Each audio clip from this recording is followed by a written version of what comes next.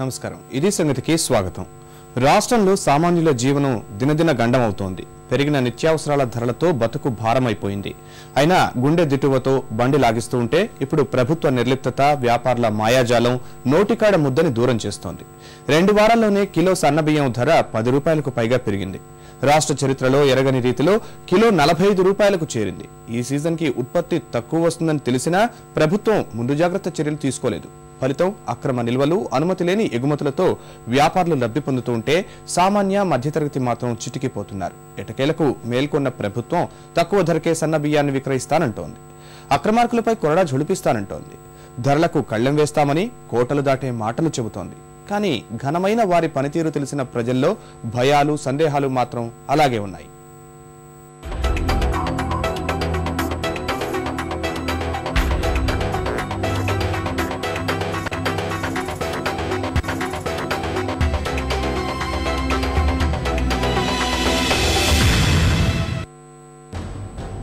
రాష్ట్రంలో గత కొన్నాళ్లుగా పెరిగిన బియ్యం ధరలు సామాన్య ప్రజలను బెంబేలెత్తిస్తున్నాయి. ఊహించని స్థాయిలో పెరుగుతున్న ధరలు దిగివస్తాయనుకుంటే వారి ఆశలు అడియాసలే అవుతున్నాయి. రోజురోజుకు మారుతున్న ధరలతో పేద, మధ్యతరగతి ప్రజలు అయోమయంలో పడిపోతున్నారు. రాష్ట్రంలో ప్రజలు అత్యధికంగా వాడుతున్న సన్న బియ్యం రకాలు 10 రూపాయలకు పైగా పెరిగి కిలో 45 రూపాయలకి చేరాయి. ప్రభుత్వ నిర్లిప్తత, వ్యాపారుల మాయాజాలం ఇలాగే కొనసాగితే రానున్న రోజుల్లో 50 రూపాయలకు చేరే అవకాశాలు కనిపిస్తున్నాయి. కొత్త బియ్యం వచ్చే టైం మళ్ళీ ఇప్పుడు తగ్గాల్సిన టైంలో పెంచారు. రూపాయి బియ్యం ఇచ్చి అవి ఏం ఉపయోగం లేదు. ఇవి వింతుని పెంచారు. ఏం చేయాలి అసలుకి?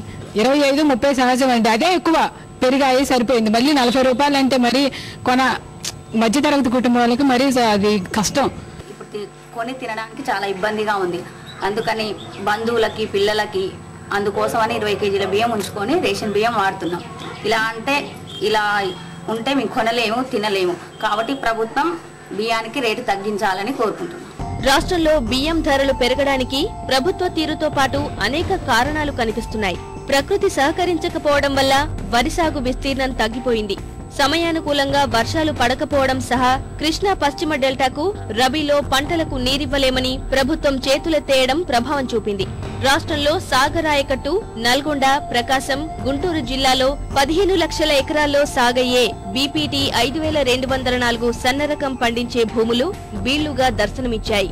కేసీ కెనాల్ పరిధిలోనూ 1,00,000 ఎకరాల్లో వరి పండించలేదు. దీనికి తోడు నీలం తుఫాను కర్నూలు జిల్లాలో దిగుబడిపై ప్రభావం చూపింది.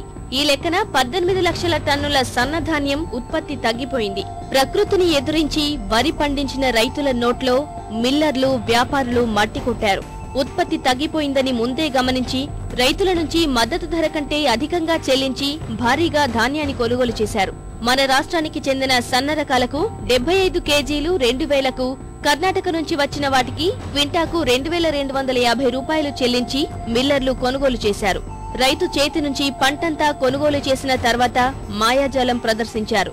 కొనుగోలు చేసిన 1000 టన్నుల ధాన్యాన్ని దాచి కృత్రిమ కొరత సృష్టించారు. ఉత్పత్తి భారీగా తగ్గిపోయిందనే సాకుతో అడ్డు అదుపు లేకుండా ధరలు పెంచేశారు. అందుకే సంక్రాంతి తర్వాత తగ్గాల్సిన బియ్యం ధరలు ఇందుకు విరుద్ధంగా అమాంతం పెరిగాయి. కేవలం 2 వారాల్లో 10 రూపాయలకు పైగా పెరిగింది. ధరలు పెరిగే వీలుందనే భావనతో రైతులే కోసిన వడ్లను ఇళ్ల వద్దనే నిల్వ చేసుకున్నారని వ్యాపారులు చెబుతున్నారు. ప్రభుత్వమే బీపీటీ వెరైటీకి మద్దతు ధర కంటే 200 రూపాయలు, క్వింటాల్కి 200 రూపాయలు అధికంగా చెల్లించి మిల్లర్స్ కొనమంటం జరిగింది. ఈ రకమైనటువంటి బియ్యానికి డిమాండ్ ఉందనే ఉద్దేశంతోనే రైతులు తక్కువగా అమ్మటం జరుగుతుంది. గవర్నమెంట్ పరంగా కూడా ట్యాక్స్ ఇతర రాష్ట్రాలకి 2% ఉంది, మనకు వచ్చేతలకి 5% ట్యాక్స్ ఉంది. 3% డిఫరెన్స్, క్వింటాల్కి 120 రూపాయలు తేడా ఉండటం కూడా అది కూడా మనం భారంగా అనిపిస్తుంది. అదిగా ఇతర రాష్ట్రాలకు పర్మిట్లు ఇవ్వటం వల్ల కూడా కొంత రేటు పెరిగిందని అనుకుంటున్నారు. వ్యాపారుల జిమ్మిక్కుల నుంచి రైతులను కాపాడేందుకు ధాన్యం కొనుగోలు చేస్తామని చేతులెత్తేసిన ప్రభుత్వం అక్రమ నిల్వలపైన అదే ఉదాసీనత ప్రదర్శించింది. మిల్లర్లు గుట్టల్లాగా దాచుకున్న నిల్వలపై ఇప్పటి వరకు విజిలెన్స్, పౌర సరఫరాలు సహా ఏ శాఖ అధికారి దాడులు చేయలేదు. ప్రభుత్వ పెద్దలను మిల్లర్లు తమ కనుసన్నల్లో ఉంచుకుని ఇష్టారీతిన సన్నబియ్యం ధరలు పెంచుకునేలా మార్కెట్ గుత్తాధిపత్యం వహిస్తున్నారనే ఆరోపణలకు ఈ నిజాలు నిదర్శనంగా నిలుస్తున్నాయి. బియ్యం అక్రమ రవాణా, ఎగుమతులపై అధికారుల నిఘాలోపం కూడా ధరల పెరుగుదలకు కారణమైంది. చెన్నై, కాకినాడ కేంద్రంగా సూపర్ ఫైన్ బియ్యం విదేశాలకు భారీగా ఎగుమతి అవుతోంది. రాష్ట్రం నుంచి 16వ నెంబరు జాతీయ రహదారి మీదుగా రోజుకు 2000 టన్నుల బియ్యం చెన్నై వెళ్తున్నట్లు తెలుస్తోంది. సాధారణ బియ్యం పేరిట అనుమతులు పొంది సన్న బియ్యం రవాణా చేస్తున్నారు. సాధారణంగా లేవీ ఇచ్చిన బియ్యంలో 30% బయట ప్రాంతాల్లో విక్రయించేందుకు అనుమతి ఉంది. ఈ నిబంధనను అడ్డం పెట్టుకుని ఖమ్మం, నల్గొండ, వరంగల్, కరీంనగర్, కర్నూలు, ప్రకాశం, నెల్లూరు జిల్లాల నుంచి సన్నరకం బియ్యం రవాణా సాగుతోంది. సిల్కీగా పాలిష్ చేసి మలేషియా, సింగపూర్, అమెరికా వంటి దేశాలకు కంటైనర్లలో ఎగుమతి చేస్తున్నారు. భారీ లాభాలను ఆర్జిస్తున్నారు.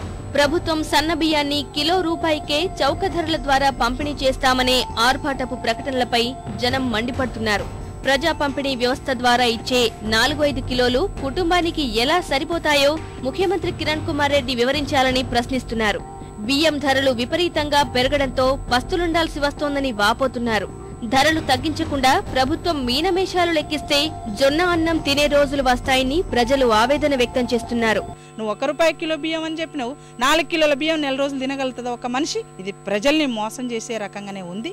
మరి 1 రూపాయి కేజీ బియ్యం 30 కిలోలు, 40 కిలోలు, 50 కిలోలు ఒక్కొక్క కుటుంబంలో పడతాయి. నెలకి ఇయ్యగలుగుతాడా?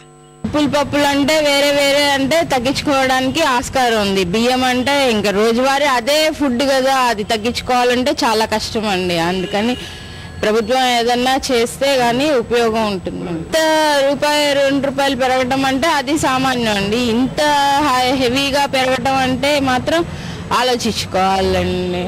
బియ్యం ధరలు పెరిగే అవకాశం ఉందని ప్రచురణ, ప్రసార సాధనాలు విస్తృతంగా కథనాలు ఇచ్చినా మేల్కొనని ప్రభుత్వం వాస్తవం కళ్ల ముందు కనబడేసరికి నిద్రమత్తు వీడింది. ధరలు మరింత పెరిగితే తిప్పలు తప్పవని భావించిన రాష్ట్ర సర్కార్ అర్ధగణాంక శాఖతో రహస్యంగా పరిశీలన చేయించింది. రాష్ట్ర వ్యాప్తంగా వరి సాగు తగ్గిపోవడం సహా రైతుల నుంచి ధాన్యాన్ని అధిక ధరకు కొనుగోలు చేసిన మిల్లర్లు రెట్టింపు ధరకు అమ్మడమే ప్రస్తుత పరిస్థితికి కారణమని అందులో వెల్లడైంది.